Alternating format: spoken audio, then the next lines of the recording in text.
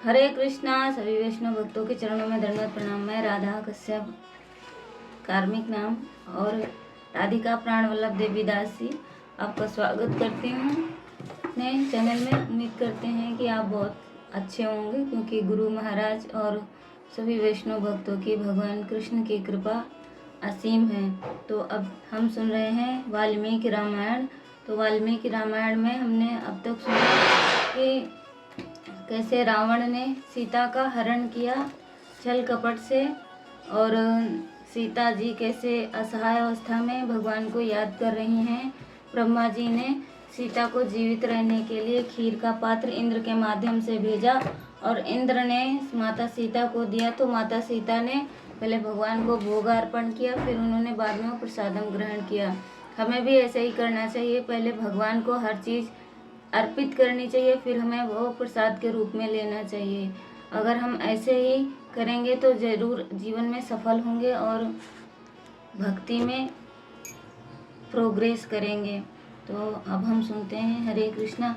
मंगल भवन या मंगल हारी, द्राहु सो दशरथ अजर बिहारी, दीन दयाल विरज संधारी, हरहु नाथ मम संकट भारी, श्री राम जय राम जय जय राम। सियापति रामचंद्र की जय, गुरु महाराज की जय। तब राम ने सोचा कि राक्षसों ने सीता का वध कर दिया होगा, और वे उनके सीता के शारीरिक अंगों के विषय में सोचने लगे। राम एवं लक्ष्मण वन वन घूमकर और पर्वतों पर जाकर सीता को ढूंढते रहे, किंतु सीता को खोज नहीं पाने पर वे निराश होकर बैठ गए। लक्ष्मण ने उन्हें ढूंढते रहने के लिए प्रोत्साहित किया। इस प्रकार उन्होंने अनेक पर्वतों, वनों और मैदानों में खोज की। अंततः राम अति शोकाकुल हो उठे और आगे नहीं बढ़ सके। वे गतिहीन से खड़े हो गए तथा अकारण ही लंबी सांसें लेने लगे। उनके नेत्र आंसुओं से भर गए। राम ने सीता को ढूंढने के लिए लक्ष्मण के आश्वासनों पर कोई ध्यान न दिया। प्रेम से व्याकुल राम असहाय होकर बार बार सीता सीता पुकारने लगे। विक्षिप्त होकर उन्होंने पुकारा, मेरी प्रियतमा, तुम कहीं छुपकर मेरे साथ क्रीड़ा तो नहीं कर रही? मैं प्रार्थना करता हूँ कि तुम मेरे समक्ष आओ, क्योंकि यह वेदना असहनीय है। प्रभु के वियोग में भक्तों द्वारा विलाप किए जाने के अनेक उदाहरण मिलते हैं। प्रभु के वियोग में भक्तों द्वारा विलाप किए जाने के अनेक उदाहरण मिलते हैं। वृंदावन की गोपियों ने अपना सारा जीवन श्री कृष्ण की खोज में भ्रमण करते हुए व्यतीत कर दिया था। श्रेष्ठ भक्त के रूप में चैतन्य महाप्रभु ने भी भगवान के प्रति विरह भाव को भगवत प्रेम की पराकाष्ठा के रूप में स्वीकार किया। तथापि कोई पूछ सकता है कि भगवान होने के नाते राम अपनी प्रियतमा के वियोग में एक साधारण मनुष्य की भांति क्यों विलाप कर रहे थे? वस्तुतः सर्वज्ञ होने के कारण निश्चित रूप से उन्हें सीता की स्थिति ज्ञात थी। भगवान अपनी लीला अनेक कारणों से प्रस्तुत करते हैं। सर्वप्रथम तो वे हमें सिखाना चाहते हैं कि वे स्वयं कभी भी व्यक्तित्व शून्य नहीं हैं, अपितु सदैव वे सर्वोत्तम सर्वश्रेष्ठ व्यक्ति पुरुष हैं। इस प्रकार वे अपने भक्तों को सुख देते हैं और कपोल कल्पना करने वालों तथा गोपियों को यह बताते हैं कि परम सत्य भगवान एक व्यक्ति हैं जिन्हें प्रेम से नियंत्रित किया जा सकता है, और जो प्रेम के वश में होते हैं वे न्याय की रीति अर्थात धर्म की स्थापना करने आते हैं। वे दैत्यों का संहार करने के लिए भी आते हैं। अपनी अपहृत पत्नी के लिए विलाप करते हुए भगवान राम धर्म की तथा उचित आचरण की स्थापना करते हैं। वे नकारात्मक उदाहरण द्वारा यह स्पष्ट करना चाहते हैं कि स्त्री के प्रति अत्यासक्त पुरुष की स्थिति कैसी होती है। तो भगवान राम हमें यह सिखाना चाहते हैं कि स्त्री के प्रति अत्यासक्त की स्थिति कैसी होती है। तो भगवान अपनी लीला के माध्यम से हमें ये सिखाना चाह रहे हैं इस घटना से यह ज्ञात होता है कि एक स्त्री को सदैव ही सुरक्षा प्रदान की जानी चाहिए, अन्यथा रावण सदृश राक्षसों द्वारा उसका शोषण किया जाएगा। तो वो सुंदर पॉइंट यहाँ पे है कि एक स्त्री की सदैव रक्षा की जानी चाहिए, अन्यथा रावण जैसे राक्षस उनका शोषण करते रहेंगे। वैदिक जीवन पद्धति में स्त्रियों के स्वतंत्र जीवन पर प्रतिबंध है। स्त्री कितनी ही भी शक्तिशाली क्यों न हो, वह स्वतंत्र रूप से अपनी सुरक्षा नहीं कर सकती। तथापि यह निर्देश भौतिकवादियों के लिए है। आध्यात्मिक दृष्टि से राम पूर्ण पुरुषोत्तम भगवान होने के कारण भौतिक दशाओं के अधीन नहीं है। सीता के वियोग में राम के अनुभव और औदार्य प्रेम और विरह में किया जाने वाला अलौकिक माधुर्य प्रेम कहा जाता है। यह भगवान के आनंद सामर्थ्य की एक लीला है और आध्यात्मिक विश्व माधुर्य प्रेम रस अंश है। अनेक बार पुकारने पर भी जब सीता प्रकट नहीं हुई, तब राम को विश्वास हो गया कि राक्षसों ने उनका वध कर दिया। लक्ष्मण भी दुखी थे। राम ने उनसे कहा, हे लक्ष्मण, जाकर गोदावरी नदी के तट पर देख आओ, संभवतः सीता वहां पुष्प एकत्रित कर रही होगी। तत्पश्चात लक्ष्मण सीता को लिए बिना अकेले ही गोदावरी नदी के तट पर लौट आए।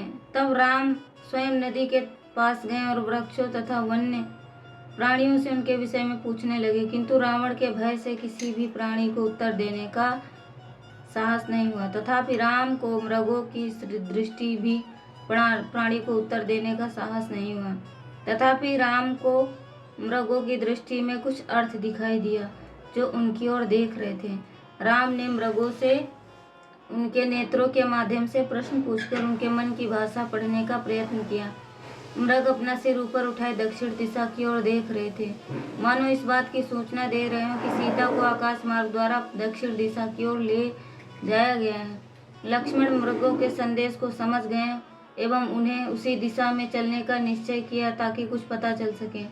वहां से चलकर शीघ्र ही उन्होंने बिखरे हुए कुछ पुष्प देखे जो राम ने सीता को दिए थे। निकट स्थिति एक पर्वत को संबोधित करते हुए राम ने कहा, इस मार्ग से होकर सीता कहाँ गई है? कोई उत्तर न मिलने पर राम क्रोधित होकर कहने लगे, हे शक्तिशाली पर्वत, यदि तुम मेरे प्रश्नों का उत्तर नहीं दोगे तो मैं तुम्हें अपने बाणों से नष्ट कर दूंगा। राम पर्वत की चोटी को अपनी तपती दृष्टि से देख रहे थे और वहां केवल सन्नाटा था। राम पर्वत पर अपने बाण चलाने ही वाले थे कि लक्ष्मण ने उन्हें सीता के पदचिन्ह दिखाए, जिसके आसपास किसी विशाल राक्षस के पदचिन्ह भी थे। कुछ दूर उन पदचिन्हों की ओर चलने के पश्चात राम एवं लक्ष्मण ने रावण का टूटा हुआ धनुष, विनष्ट रथ से कुछ भाग एवं सीता के कुछ टूटे हुए आभूषण देखे। जब उन्होंने रक्त की कुछ बूंदें देखी तब राम ने यह सोचा, अवश्य राक्षसों ने सीता का वध कर दिया होगा, क्योंकि ऐसा प्रतीत होता है कि उस स्थान पर दो नरभक्षियों ने आपस में युद्ध किया हो। उन मृत खच्चरों, विनष्ट एवं रथ एवं बिखरे हुए अस्त्रों को देखकर राम ने प्रतिज्ञा की, अब कोई राक्षस मेरी प्रति हिंसा से बच नहीं सकता, क्योंकि सीता की हत्या के प्रतिकार स्वरूप आज ही मैं उन सबका विनाश कर दूंगा। इन अक्षम देवताओं ने मेरी असहाय पत्नी की रक्षा के लिए कुछ उपाय क्यों नहीं किया? यदि वे ये देवता तत्काल सीता को लेकर मेरे सम्मुख नहीं आए तो मैं उनकी लापरवाही एवं राक्षस के इस अपराध के बदले मैं संपूर्ण ब्रह्मांड का विनाश कर दूंगा। राम के नेत्र क्रोध से रक्तिम हो गए, उनके अधर क्रोध से फड़क रहे थे। तब लक्ष्मण के पास धनुष लेकर राम ने उस एक विशाल विनाशकारी बाण चढ़ाया जिससे संपूर्ण ब्रह्मांड विनाश हो जाए। भय के मारे लक्ष्मण ने अपने दोनों हाथ जोड़कर सविनय प्रार्थना की, राम, आप स्वभाव से ही भद्र, आत्मसंयमी तथा सभी जीव के हितैषी हैं, अतः अपनी उत्तेजना को नियंत्रण में रखें, विवेक से कार्य करें। मुझे लगता है कि इस संघर्ष में केवल एक ही राक्षस का हाथ है, क्योंकि यह नष्ट हुआ एक ही रथ है। हमें सीता की खोज करते रहना चाहिए। उसके पश्चात यदि हमें ना मिले तो आप जैसा उचित लगे वैसा करें। भ्राता श्री, आप सहनशीलता का अभ्यास करें, क्योंकि दुख अनिवार्य है। यदि आप भी जीवन के कष्टों को सहन नहीं करेंगे तो एक सामान्य व्यक्ति से इसकी आशा कैसे की जा सकती है? आपको केवल अपने शत्रु के विनाश के उपायों का विचार करना चाहिए। इसके लिए संपूर्ण ब्रह्मांड का विनाश करने की कोई आवश्यकता नहीं है। ऐसा कहते हुए लक्ष्मण राम के चरण कमलों को दबा रहे थे। एक बार उन्हें संतावना दे रहे थे। राम ने अपने धनुष से बाण निकाल लिया एवं समूचे जन स्थान में सीता की गहन खोज करते रहने के लक्ष्मण के सुझाव को स्वीकार कर लिया। तत्पश्चात वन में खोजते हुए राम एवं लक्ष्मण ने रक्त रंजित जटायु को देखा। राम ने सोचा कि किसी की पक्षी का वेश धारण किए या कोई राक्षस है जो सीता का भक्षण करके विश्राम कर रहा है। इस प्रकार राम उस ओर बढ़ते हुए अपने धनुष का पर बाण चढ़ाया। उसे छोड़ने के लिए तैयार हो गए। निकट जाने पर राम को ज्ञात हुआ कि वह जटायु है जो सीता को रावण के चंगुल से बचाने के प्रयास में प्राण घातक रूप से घायल हो गया। अपने सेवक की ऐसी दशा देखकर राम और दुखी हो उठे। राम ने उद्वेग से पूछा, हे जटायु, कृपया मुझे सीता एवं उनके अपहरणकर्ता के विषय में सब कुछ बताएं जो आप जानते हैं। घायल जटायु ने संपूर्ण घटना कह सुनाई। कहा, रावण सीता को दिन के उस समय उठाकर ले गया जिसे विंद कहते हैं। यदि कोई व्यक्ति ऐसे मुहूर्त में अपनी कोई वस्तु खोता है तो वह निश्चित रूप से उसे पुनः प्राप्त कर लेता है। तो विंद का अर्थ है कि जिस समय अगर कोई वस्तु खोती है तो उस समय वह प्राप्त कर लेता है। प्रिय राम, सीता के लिए अधिक शोक ना करो, क्योंकि युद्ध में राक्षसों के राजा को मारने के पश्चात आप निश्चित रूप से सीता को ले आएंगे। तब वह रावण की उच्चवंश परंपरा के विषय में बताने लगा और राम राम कहते हुए अपनी अंतिम सांस ली। राम ने लक्ष्मण से कहा, सीता के अपहरण की घटना से अधिक त्रस्त मैं जटायु की मृत्यु से हूँ, जिसने मेरे लिए अपने प्राण की आहुति दे दी। जाकर कुछ लकड़ियां ले आओ ताकि हम इनका दाह क्रिया कर सकें और यह सर्वविदित हो कि मेरे लिए की गई सेवा परिणाम स्वरूप जटायु ने सर्वोत्तम लक्ष्य प्राप्त कर लिया। लक्ष्मण ने चिता तैयार की। राम ने जटायु का शरीर उस पर रख दिया और अग्नि दी। जटायु की आत्मा की शांति के लिए दोनों भाइयों ने प्रार्थना की और वैदिक मंत्रों का पाठ किया। तब राम एवं लक्ष्मण गोदावरी नदी के तट पर जलार्पण करने गए। उसके पश्चात उन्होंने स्नान किया। इस प्रकार अंतिम संस्कार पूर्ण करने के पश्चात राम एवं लक्ष्मण ने पुनः अपना ध्यान सीता की खोज की ओर केंद्रित किया और वन में विचरण करने लगे। दक्षिण पश्चिम की ओर जाने पर उन्होंने वृक्षों एवं झाड़ियों से परिपूर्ण एक ऐसा स्थान देखा जहां उस समय तक कोई न जा सका। वो अत्यंत कठिनाई से उस दुर्गम स्थान को पार करने के पश्चात वे दंडकारण्य वन को छोड़कर क्रौंच वन में पहुंचे। उसे पार करके राम और लक्ष्मण एक अन्य सघन वन में प्रविष्ट हुए। वहां अकस्मात उनका सामना एक विशाल राक्षसनी से हुआ जो एक विशाल गुफा के समक्ष खड़ी थी। लंबे नुकीले दांत वाली विशाल उदर एवं कठोर त्वचा वाली भयंकर राक्षसनी जल्दी से आगे बढ़ी और हाथ में लक्ष्मण को पकड़कर बोली, हे सुंदर व्यक्ति, जरा मेरे संग आओ और इस मनोहर वन का आनंद लो। तब उस राक्षसनी ने लक्ष्मण को गले लगाते हुए कहा, मैं तुम्हारी हूँ, मुझे अपनी प्रिय पत्नी के रूप में स्वीकार करो। इसके उत्तर में लक्ष्मण ने क्रोधित होकर अपनी तलवार खींची और उस राक्षसनी की नाक, कान तथा स्तन काट दिए। रक्त बहती हुई तथा पीड़ा से चीखती राक्षसनी भाग गई। राम और लक्ष्मण पुनः आगे चल पड़े। अकस्मात राम ने देखा, मेरी बाईं भुजा फड़क रही और मन विचलित हो रहा है। हे लक्ष्मण, आसन्न विपत्ति का सामना करने के लिए हमें तैयार रहना चाहिए। कुछ क्षण पश्चात उन्हें वज्जुलक पक्षी की भयंकर चीख सुनी और ऐसा सुनकर लक्ष्मण ने कहा, यह इस बात का सूचक है कि विजय हमारी होगी।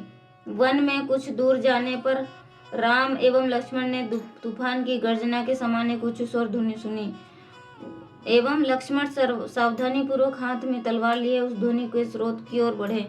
उन्होंने एक ऐसे विशाल राक्षस को देखा जिसके सिर, गला एवं पैर नहीं थे तथा उदर के मध्य में भयंकर मुख स्थित था। वह पर्वत जैसा विशाल राक्षस था जिसके पूरे शरीर पर चुभने वाले बाल थे। उसकी छाती पर 2 अग्निमय नेत्र थे और उसकी लंबी भुजाएं का विस्तार 8 मील तक था, जो उसे विशाल प्राणियों की सहजता पूर्वक पकड़कर उनका भक्षण कर लेने में सक्षम बनाती थी। यदि राम एवं लक्ष्मण उस दैत्य को देखने के पश्चात उसमें 2 मील दूर चले गए, किंतु राक्षस ने उन दोनों को इस प्रकार जकड़ लिया कि वे असहाय हो गए। राम विचलित नहीं हुए, परंतु वे लक्ष्मण निराश होकर बोले, हे राम, आप इस राक्षस को अपने जीवन के बदले में मेरा बलिदान दे दें। इसके पश्चात आप सीता की खोज पुनः कर सकेंगे। हरे कृष्ण। जब लक्ष्मण ने निर्भय रहने के लिए प्रोत्साहित किया, तब राक्षस ने कहा, मेरा नाम कबद है। यह अत्यंत सौभाग्य की बात है कि तुम दोनों मेरे वन में आए हो, क्योंकि मैं बहुत दिनों से भूखा हूँ। चूँकि विधाता ने तुम्हें मेरा भोजन बनाकर भेजा है, मुझे ऐसा लगता है कि तुम्हें अपने बहुमूल्य प्राणों की रक्षा करना अत्यंत कठिन होगा। तब लक्ष्मण ने राम से कहा, हमें शीघ्र ही अपनी तलवारों से इस राक्षस की भुजाएं काटकर स्वयं को बचाना होगा। यह सुनते ही कबद उद्विग्न हो उठा और तुरंत ही राम एवं लक्ष्मण को निगल जाने के लिए अपना भयंकर मुख खोला, किंतु उसके पास ऐसा करने से पहले ही राम ने उसकी दाईं तथा लक्ष्मण ने उसकी बाईं भुजा काट दी। इस प्रकार वह भूमि पर गिरकर अपने रक्त से सन गया। संतप्त स्वर में कबद ने पूछा, आप कौन हैं? लक्ष्मण ने कहा, ये राम हैं, जो इक्ष्वाकु वंश के एक क्षत्रिय हैं। मैं इनका अनुज लक्ष्मण हूँ। हम यहाँ राम की पत्नी सीता की खोज में आए हैं, जिन्हें राक्षसों का राजा रावण उठाकर ले गया। राम का नाम सुनते ही कबद अत्यंत प्रसन्न हो उठा। तब राक्षस ने बताया, मैं कितना भाग्यशाली हूँ, आप यहाँ मुझे मुक्त कराने आए हैं। कृपया सुने कि ऐसा भयंकर रूप मुझे कैसे प्राप्त हुआ। पिछले जन्म में मैं धनु का पुत्र था। कठिन तपस्या के कारण मैंने ब्रह्मा को प्रसन्न किया और उन्होंने मुझे दीर्घ अवधि के जीवन का वरदान दिया। यह वरदान पाने के पश्चात मुझे अभिमान हो गया और मैं सोचने लगा कि मेरा प्रमुख शत्रु इंद्र अब मुझे किसी प्रकार से हानि नहीं पहुंचा सकता। तत्पश्चात मैंने स्वर्ग के राजा इंद्र पर युद्ध भूमि में आक्रमण कर दिया। उन्होंने वेग से मेरे ऊपर वज्रपात किया। जब मेरे ऊपर वह बिजली गिरी, तब मेरा सिर और मेरे पैर शरीर में प्रविष्ट हो गए। स्वयं को ऐसी दीन अवस्था में पाकर मैं इंद्र से याचना करने लगा कि यह मेरा वध कर दें, किंतु उन्होंने यह कहकर मना कर दिया कि ऐसा करने से भगवान ब्रह्मा के वचन असत्य हो जाएंगे। अंततः जब मैंने इंद्र से पूछा कि सिर के बिना मैं कैसे जीवित रह सकता हूँ, तब उन्होंने मेरा मुख उदर में के मध्य में स्थित करके मेरी भुजाओं को 8 मील लंबा बना दिया। तब इंद्र ने बताया, जब राम एवं लक्ष्मण तुम्हारे पास आएंगे, तब तुम अपने मौलिक स्वरूप को पुनः प्राप्त करोगे। कबद ने आगे बताया कि उस दिन मैं अपनी इतनी लंबी भुजाओं से जीवों को पकड़ पकड़ अपने मुंह में डालता जा रहा हूँ, इस आशा में कि इंद्र के कथानुसार मैं एक दिन राम को भी पकड़ूंगा। इसके पश्चात एक दिन मैंने एक ऋषि को कष्ट दिया, जिसके कारण उन्होंने मुझे अनंत काल के लिए इसी विभत्स रूप में बने रहने का शाप दिया। मैंने उस ऋषि से बहुत प्रार्थना की कि वे मेरी इस दशा के अंत का कोई उपाय बताएं। तब उन्होंने मुझे बताया कि जब मेरा दाह संस्कार राम करेंगे, तभी मुझे ऐसे रूप से मुक्ति मिलेगी और मैं वास्तविक स्वरूप में आ सकूंगा। अभी मैं आपके द्वारा मुक्त किया जा चुका हूँ और अपनी मृत्यु के पश्चात मैं आपको मित्रता करने योग्य एक व्यक्ति के विषय में सूचना दूंगा, जिससे आपको अपने इच्छित लक्ष्य की प्राप्ति में बहुत सहायता मिलेगी। फिर राम ने बताया, मेरी पत्नी सीता को राक्षसों का राजा रावण हर ले गया, किंतु मुझे केवल उसका नाम पता है। वह कैसा है और कहाँ रहता है, इसके विषय में मुझे कुछ भी ज्ञात नहीं। मैं तुम्हें एक विशाल गड्ढे में फेंककर तुम्हारी इस देह की दाह क्रिया कर दूंगा, ताकि तुम अपने लक्ष्य की प्राप्ति कर सको। बदले में तुम मुझे रावण के विषय में कुछ सूचना देना। कबद ने कहा, क्षमा कीजिए, मैं रावण के विषय में कुछ नहीं जानता हूँ, किंतु दाह क्रिया के पश्चात मैं आपको ऐसे व्यक्ति के विषय में बताऊंगा जिसने तीनों लोक का भ्रमण किया है। वह राक्षसों के राजा का पता लगाने में सहायता करेगा। तत्पश्चात राम एवं लक्ष्मण ने कबध को पर्वत की गुफा में ले जाकर उसके शरीर को लक्ष्मण द्वारा तैयार की गई चिता पर रख दिया। स्थूल शरीर होने के कारण जब उसका शरीर जलने लगा तब वह जलते हुए घी के पिंडक के समान प्रतीत होता था। तब उस अग्नि में से कबध सुंदर वस्त्र धारण किए आभूषणों एवं हारों से सुसज्जित अपने मूल दिव्य रूप से प्रकट हुआ। हंसों द्वारा खींचे जाने वाले अपने दिव्य रथ पर बैठकर कबध ने कहा, हे राम, राजनीतिक संकट को दूर करने के 6 उपाय हैं। नंबर 1 शांति के द्वारा, नंबर 2 युद्ध के द्वारा, नंबर 3 हिंसा के द्वारा, नंबर 4 श्रेष्ठ हथियारों एवं दुर्ग के निर्माण द्वारा, नंबर 5 मतभेद उत्पन्न करके तथा अन्यों की सहायता के द्वारा। अभी आप अपनी पत्नी के वियोग से दुखी हैं, अतः ऐसी ही दशा के एक व्यक्ति की सहायता से आप अपनी पत्नी को ढूंढ पाने में समर्थ हो सकेंगे। वह व्यक्ति वानर राज सुग्रीव है, जिसे उसके अग्रज वाली ने, जो इंद्र का पुत्र है, राज्य से निष्कासित कर दिया है। हे राम, आपको सुग्रीव से, जो सूर्य द्वारा ऋक्षराज की पत्नी से उत्पन्न किया गया है, मित्रता करनी चाहिए, क्योंकि उसे भी किसी उपकारी व्यक्ति की आवश्यकता है। वह 4 अन्य वानरों के साथ पंपा सरोवर के निकट ऋष्यमुख पर्वत पर निवास करता है। सर्वप्रथम आप पंपा सरोवर जाइए, वहाँ सुंदर पक्षियों का निवास है। वहाँ के पक्षियों को मनुष्य से कोई भय नहीं लगता, क्योंकि वे उन्हें कष्ट नहीं पहुँचाते हैं। पक्षियों तथा पंपा सरोवर की मछलियों को भोजन खिलाकर आप वहाँ रहने वाली सबरी नाम की एक तपस्विनी महिला से भेंट करें। वह समूचा क्षेत्र सदाबहार पुष्पों से परिपूर्ण है, जो मतंग ऋषि के शिष्यों के शरीर के स्वेद से उत्पन्न हुए हैं, क्योंकि वे वन से फल फूल एवं मूल लाते हैं। बहुत समय पहले महान ऋषि मतंग ने उस पंपा सरोवर के निकट अपना शरीर त्याग दिया था। उसके पश्चात वह योगिनी स्त्री सबरी उनके शिष्यों का ध्यान रखने लगी। यद्यपि ये ऋषि भी बहुत पहले ही उच्चतर लोकों को प्राप्त कर चुके हैं, किंतु सबरी ब्रह्मलोक सिधारने से पूर्व आज भी आपके दर्शन की प्रतीक्षा में वहाँ निवास करती है। पंपा सरोवर के निकट ऋष्यमुख पर्वत है, जहाँ सुग्रीव एक विशाल गुफा में निवास करता है और उसे सदैव ही वाली के आक्रमण का भय लगा रहता है। सुग्रीव विश्वास पात्र, निपुण, उदार, बुद्धिमान, पराक्रमी एवं शक्तिशाली है। उसके साथ मैत्री करना उचित होगा, क्योंकि उसे राक्षसों के विषय में सब कुछ ज्ञात है। उसके अनुयायी सारी पृथ्वी पर घूमकर सीता की खोज कर सकते हैं। ऐसा कहकर कबध ने राम से अनुमति ली और स्वर्गलोक चला गया। तब कबध के निर्देशों का पालन करते हुए राम एवं लक्ष्मण चले। दूसरे दिन उन्होंने पंपा सरोवर के निकट पहुंचकर मतंग ऋषि का आश्रम देखा। जब राम एवं लक्ष्मण कुटिया में पहुँचे तब सबरी ने हाथ जोड़कर उनका अभिवादन किया। तब सबरी ने राम एवं लक्ष्मण के चरण कमलों को स्पर्श करके जल से धोया और नाना प्रकार के खान पान की वस्तुएं प्रस्तुत की।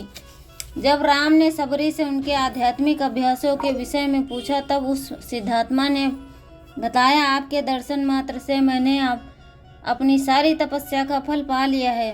आपके चित्रकूट आने से पूर्व ही वे ऋषि जिनकी मैं सेवा करती थी दिव्य रथों में स्वर्गलोक चले गए, किंतु जाने से पहले वे मुझे आश्वस्त कर गए कि आप अवश्य यहाँ आएंगे और आपकी सेवा करके मैं स्वर्गलोक प्राप्त करूंगी। राम के आग्रह करने पर सबरी उन्हें एवं लक्ष्मण को पंपा सरोवर के आसपास के सुंदर क्षेत्रों का भ्रमण कराने ले गई।